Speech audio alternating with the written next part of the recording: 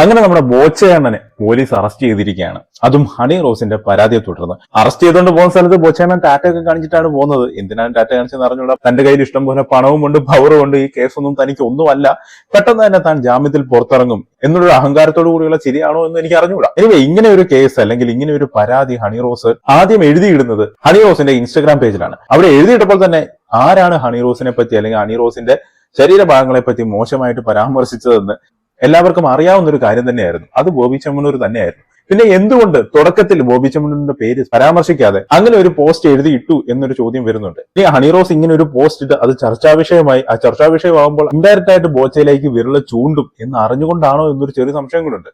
ഇങ്ങനെ ഒരു പോസ്റ്റ് നമ്മുടെ ഇടയിലേക്ക് ഇട്ട് കഴിഞ്ഞതിന് ശേഷം ഒരു ദിവസം കഴിഞ്ഞതിന് ശേഷം ഹണി റോസ് അടുത്തൊരു പോസ്റ്റ് ഇടുകയാണ്. എന്നെ ഭയങ്കര മോശമായിട്ട് പല പൊതുവേദിയിൽ വെച്ചും പല ഇന്റർവ്യൂകളിലും എന്നെ മോശമായിട്ട് പറഞ്ഞത് ബോച്ചയാണ് അല്ലെങ്കിൽ ബോബി ചെമ്മണ്ണൂരാണ് എന്ന് പറഞ്ഞുകൊണ്ട് ഹണി റോസ് അടുത്ത ദിവസം പരാതി നൽകിക്കൊണ്ട് മുന്നോട്ടേക്ക് വരികയാണ്. അതിനിടയ്ക്ക് ഹണി റോസ് നേരത്തെ ഇട്ട പോസ്റ്റിന്റെ ഇടയിൽ കുറെ ബിരുദന്മാർ വന്നിട്ട് ഹണി റോസിനെ ഭയങ്കരമായിട്ട് ബോഡി ഷെയിം ചെയ്തുകൊണ്ട് കുറെ കമന്റുകൾ ഇട്ടായിരുന്നു.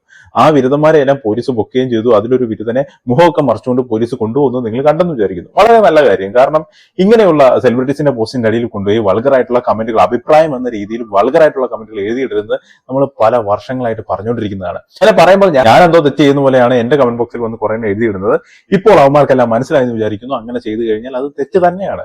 അത് പറഞ്ഞു കൊടുക്കുമ്പോൾ ചില മലയാളികൾക്ക് അംഗീകരിക്കാൻ കഴിയില്ല. അതിന്റെ ഫ്രസ്ട്രേഷൻ എന്റെ കമന്റ് ബോക്സിൽ തീർക്കാറുമുണ്ട്.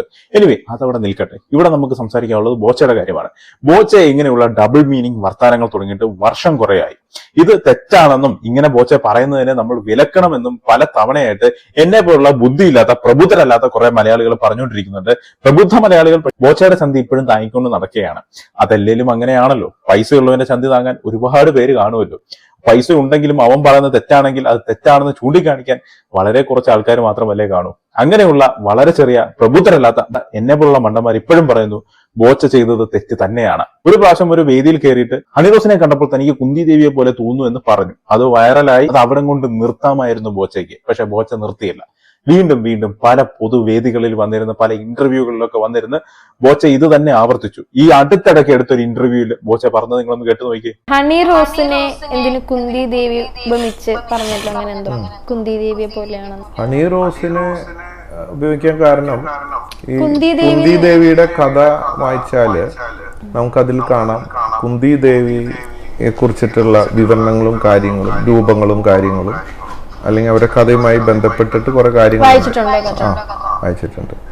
അപ്പോ ആ ഒരു തീം എടുത്തിട്ടാണ് ഇവിടെ ഹണി റോസിനെ കുന്തി ദേവിയായിട്ട് ചിത്രീകരിച്ചത്. പക്ഷെ പലരും റോങ് രീതിയിൽ ഇതുള്ളത് കൊണ്ടാണ് എന്ന് തൊട്ട് കാണിക്കാൻ പറയരുത്. അങ്ങനെയാണ് പലരും അതില് കുന്തി ദേവി എന്ന് വിളിക്കാൻ കാരണം എന്താ, നിങ്ങൾക്ക് അത് കൂടുതലുള്ളത് കൊണ്ടല്ലേ അങ്ങനെ വിളിച്ചതെന്നൊക്കെ പറഞ്ഞ് പലതും പറഞ്ഞു. അങ്ങനെ എടുക്കാനുള്ള ഓപ്ഷൻ ഉണ്ടെന്ന് ഞാൻ വീണ്ടും ബോച്ച അത് ആവർത്തിക്കുന്നു. ബോച്ച എന്നിട്ട് ഇങ്ങനെയൊക്കെ കാണിക്കുന്നൊക്കെ ഉണ്ട്. എന്നിട്ട് ഇന്റർവ്യൂ ചെയ്യുന്ന ആ വ്യക്തിയോട് പറയാണ് തൊട്ട് കാണിക്കാൻ പറയരുതെന്ന്. അപ്പൊ ആ വ്യക്തി വല്ലാതെ ചിരിക്കുന്നു. എനിക്കറിയാത്ത ഒരു സ്ത്രീയെ പച്ചയ്ക്ക് അപമാനിക്കുകയാണ്. അത് കേട്ട് മറ്റൊരു സ്ത്രീ ചിരിച്ചു തള്ളുകയാണ്. എങ്ങനെയാണ് ആ പെൺകുട്ടിക്ക് ഇങ്ങനെ ചിരിച്ചു തള്ളാൻ കഴിഞ്ഞതെന്നാണ് എനിക്ക് ചോദിക്കാനുള്ളത്. കാരണം ബോച്ചയെ പോലെ തന്നെ ഡബിൾ മീനിങ് വർത്താനങ്ങൾ പറഞ്ഞാൽ അല്ലെങ്കിൽ തനിക്ക് സ്ത്രീകളോട് സെക്സ് ചെയ്യാൻ താല്പര്യമുണ്ട് എന്നൊക്കെ തുറന്നു പറയുന്ന ആറാട്ടനെ വിളിച്ചിരുത്തി ഈ പെൺകുട്ടി ഇന്റർവ്യൂ ചെയ്തപ്പോൾ ഇവിടെ എനിക്ക് ഈ പെൺകുട്ടിയുടെ മറ്റൊരു മുഖമാണ് കാണാൻ സാധിച്ചത്. ബോച്ചയ്ക്ക് പൈസ ഉള്ളതുകൊണ്ടാണോ അങ്ങേര് ഇത്രയ്ക്ക് പച്ചയ്ക്ക് പറഞ്ഞിട്ട് ചിരിച്ചു തള്ളുന്നത്? ആറാട്ടന് പൈസ ഇല്ലാത്തതുകൊണ്ടാണോ അങ്ങേരെ ക്രൂശിക്കുന്നത് എന്നുള്ള ചോദ്യമാണ് ഈ ആങ്കറോട് എനിക്ക് ചോദിക്കാനുള്ളത്. എനിവേ, ഒരു സ്ത്രീയെ പച്ചയ്ക്ക് ഇതുപോലെ അപമാനിച്ചിട്ടും ആ പെൺകുട്ടി അത് കേട്ട് ചിരിക്കുകയാണ്. അവിടെ തന്നെ ബോച്ചയുടെ മണി പവർ നമുക്ക് മനസ്സിലാവുമല്ലോ. ഇത് കഴിഞ്ഞതിന് ശേഷം ഇന്നലെ റിപ്പോർട്ടർ ചാനലിലെ അരുൺ കുമാർ ബോബി ചെമ്മണ്ണൂരിനെ ഇരുന്ന് പാമ്പർ ചെയ്യുന്ന കണ്ടു.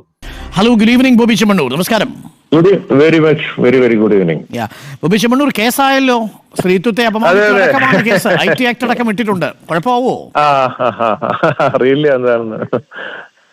ഇത്രയും മോശപ്പെട്ട ഒരാളെ വിളിച്ചിട്ട് ബോബി ചെമ്മണ്ണൂർ കേസാകുമോ എങ്ങനെയാണ് എന്നൊക്കെ പറഞ്ഞുകൊണ്ട് ഒരു നിസാര മട്ടിലാണ് അരുൺകുമാർ സംസാരിക്കുന്നത്. എന്താണ് അരുണേ ഇത്? തനിക്കൊരു വിലയുണ്ടായിരുന്നു, അത് ഇത് കണ്ടതോടുകൂടി പോയെന്ന് പറഞ്ഞാൽ മതിയല്ലോ. കാരണം ഒരു സ്ത്രീയെ പൊതുമധ്യത്തിൽ വെച്ച് അപമാനിച്ച ഒരു വ്യക്തിയെ വിളിച്ചിട്ട് വളരെ കാഷ്വൽ ആയിട്ട് ചോദിക്കുകയാണ് ഇങ്ങനെയാണോ അങ്ങനെയാണോ എന്നൊക്കെ പറഞ്ഞുകൊണ്ട്. ഇതിവിടെ മാത്രമല്ല, ഒരു പരിപാടിയിൽ ബോച്ച തുടർന്നീളം സംസാരിക്കുന്നുണ്ട്. അപ്പോൾ എല്ലാം അരുൺ ഇങ്ങനെ തന്നെയാണ് പെരുമാറുന്നത്. എന്തോ അല്ല, ഇതിൽ ആ പരാതിയിൽ പറയുന്ന കാര്യങ്ങൾ താങ്കൾ കേട്ടിരുന്നോ? കേട്ടിരുന്നു. അങ്ങനെയൊക്കെ പറയേണ്ടതുണ്ടായിരുന്നോ ശ്രീ ബോബി ചെമ്മണ്ണൂർ? അതിപ്പോ കുന്തി ദേവി എന്ന് പറയുകയുണ്ടായി. അത് രണ്ട് ഉദ്ഘാടനത്തിന് വന്നിരുന്നു നമ്മുടെ.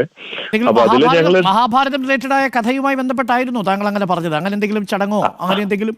അല്ല, ഇതില് സീരിയൽ ഉണ്ടല്ലോ ഹിന്ദിയില്, അതിലൊരു കഥാപാത്രം ഉണ്ട് ഇവരോട് സാദൃശ്യമുള്ളത്. അപ്പൊ അവരുമായിട്ട് ഞാൻ പറഞ്ഞു, അതിന്റെ ഒരു സാദൃശ്യം ഞാൻ പറയുകയുണ്ടായി. പക്ഷെ അത് അവര് ആ സെൻസിൽ തന്നെ എടുത്തിട്ടുള്ളായിരുന്നു. ഒന്നിൽ കൂടുതൽ തവണ പറഞ്ഞു? അല്ല, അതൊരു പ്രാവശ്യം പറഞ്ഞുള്ളൂ. പിന്നെ അടുത്ത ഇനാഗ്രേഷൻ ഇതുപോലെ വേറെ എന്തോ ഒരു കാര്യം പറയുകയുണ്ടായി. സ്ഥിരമായിട്ട് ഇങ്ങനെ ഉപമകൾ ഇങ്ങനെ പറയേണ്ടത് ഒരു സാഹചര്യം ഉണ്ടായിരുന്നോ ബോബി ചെമ്മണ്ണൂർ? അതായത് അവർക്ക് അത്ര കംഫർട്ടബിൾ അല്ല എന്ന് തോന്നിയ സാഹചര്യത്തിൽ? അല്ല, ഇതിപ്പോ അവരെ വിളിച്ചത് മാർക്കറ്റിംഗ്, സെയിൽസ്, അതിന്റെ കാര്യങ്ങൾക്ക് വേണ്ടിയിട്ടാണല്ലോ, പ്രൊമോട്ട് ചെയ്യാനല്ലേ വിളിക്കുന്നത്. അപ്പൊ നമ്മുടെ ഇന്റൻഷനും അത്രയേ ഉള്ളൂ. നമ്മള് ഡാൻസ് കളിച്ച് ഒരുമിച്ച് ആഭരണങ്ങൾ ഇട്ട് കൊടുത്തു. വളരെ നല്ല അവർക്കൊരു വിയോജിപ്പും അവര് കംഫർട്ടബിൾ അല്ലെന്നും ബോബി ചെമ്മണ്ണൂർ തിരിച്ചറിയുന്നത് ഞാൻ മനസ്സിലാക്കുന്നത്. ഇത് ശരിക്കും എനിക്കെതിരെ കേസ് കൊടുത്തിട്ടില്ല, ഇന്നാണ് കൊടുത്തത്. ഇത് 4-5 ദിവസം മുമ്പ് കേസ് കൊടുത്തിട്ടുള്ളവര് അവരുടെ പോസ്റ്റിൽ ഒരുപാട് പേര് മോശമായിട്ട് ചിത്രീകരിക്കുന്നുണ്ട്. ഞാൻ കുന്തി ദേവി എന്ന് പറഞ്ഞത് അത് വെച്ചിട്ട് മാറ്റി വേറെ തരത്തിലൊക്കെ പ്രചരിപ്പിക്കുന്നുണ്ടായിരുന്നു. കൊടുത്തു. അങ്ങേക്ക് ഇപ്പൊ മറ്റെത്രയോ കഥാപാത്രങ്ങൾ പറയാമായിരുന്നു. നമ്മളാരും അധികം അങ്ങ് കണ്ടിരുന്നോ ഈ മഹാഭാരതത്തിൽ അങ്ങനെ ഒരു കഥാപാത്രം ഉണ്ടോ? ഉണ്ട്. ഒരു ഹിന്ദി സീരിയലുണ്ട്. അവരുടെ നടിയുടെ പേരറിയുമോ താങ്കൾക്ക്? പേരിപ്പോ ഓർമ്മയില്ല, ഞാൻ പക്ഷെ അവരെ ഓർമ്മയുണ്ട്, പേരോർമ്മയില്ല. പേരിപ്പോ ഓർമ്മയില്ല എനിക്ക് സീരിയലില്. അപ്പൊ നമ്മൾ അത് പറയുമ്പോൾ ഇതുപോലെ മറ്റുള്ളവർ അവരെ മോശമായി ചിത്രീകരിക്കണമെന്ന് നമ്മൾ ആഗ്രഹിച്ചിട്ടല്ലോ. കുന്തി ദേവി എന്നുള്ള ഒരു വാക്ക് താങ്കൾ അങ്ങനെ പ്രയോഗം നടത്തിയത് കൊണ്ടാണ് ബാക്കിയുള്ളവർ പിന്നെ വലിയ ധൈര്യത്തോടു കൂടി ആ പ്രയോഗങ്ങൾ ഏറ്റെടുത്തത്.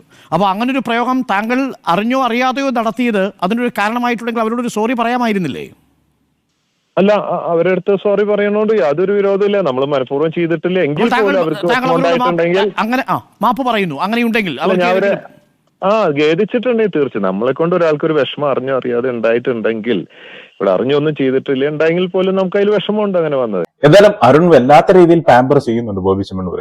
ഇനിയും റിപ്പോർട്ടർ ചാനലിന് ബോബി ചെമ്മണ്ണൂർ പരസ്യം തന്നതിന്റെ നന്ദിയായിട്ട് കാണിക്കുന്നതാണോ എന്ന് എനിക്ക് അറിഞ്ഞൂടാ. കാരണം ഇങ്ങനെ ഒരു പരസ്യം ബോബി ചെമ്മണ്ണൂരിനെ കിടന്ന് ഓടുന്നുണ്ട്.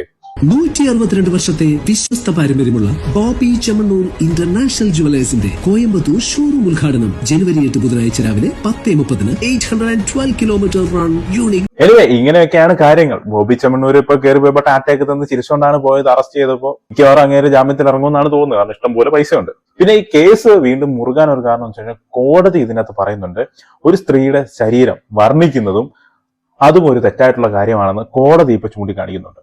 ചിലപ്പോൾ ഒരു പക്ഷേ ബോച്ചയ്ക്ക് ഇതൊരു വലിയ കുരുക്കായേക്കാം. അല്ലെങ്കിൽ മണി പവർ ഉപയോഗിച്ച് നിസ്സാരമായിട്ട് ജാമ്യമൊക്കെ മേടിച്ച് ബോച്ച ഇറങ്ങി വരാവുന്നതേ ഉള്ളൂ. എങ്കിലും ബോച്ചെ താങ്ങിക്കൊണ്ട് നടക്കുന്നവരോട് എനിക്ക് പറയാനുള്ളത്, അങ്ങയുടെ വായിൽ നിന്ന് വരുന്ന ഡബിൾ മീനിങ് അത് തെറ്റായിട്ടുള്ള കാര്യം തന്നെയാണ്. അത് തെറ്റാണെങ്കിൽ അത് തെറ്റാണെന്ന് തന്നെ പറയണം. പൈസ കണ്ടുകൊണ്ട് അങ്ങയുടെ ചന്തി താങ്ങാൻ പോകരുത്. പിന്നെ അങ്ങേരെ എന്തെങ്കിലും ചാരിറ്റി പ്രവർത്തനം ചെയ്തു എന്ന് പറഞ്ഞുകൊണ്ട് എന്തെങ്കിലും മോശപ്പെട്ട കാര്യം ചെയ്യുമ്പോൾ അങ്ങേരെ താങ്ങാനും നടക്കരുത്. ഞാനിപ്പോ ഒരുത്തന്നെ ചെവിക്കൽ തീർത്ത് അടിച്ചിട്ട് ഞാൻ 4 പേർക്ക് ആഹാരം മേടിച്ച് കൊടുക്കുന്നതിനാണെന്ന് പറഞ്ഞു കഴിഞ്ഞാൽ ആ ചെവിക്കൽ തീർത്ത് അടി കിട്ടുവൻ എന്നോട് ക്ഷമിക്കുവോ?